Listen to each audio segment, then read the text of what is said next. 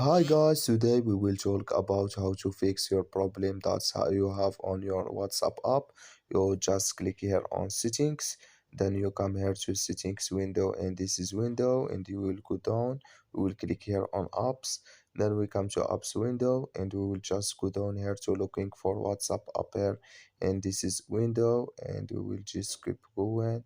Then we will click here on WhatsApp, then we come to this is window here like you say and we will click here on for stop, then we will click here on OK and you just go down, you will click here on storage, then you come to storage window, you will click here on clear cache, then you will click here on clear data and you will just turn off your phone and turn on it and it's going to work with you.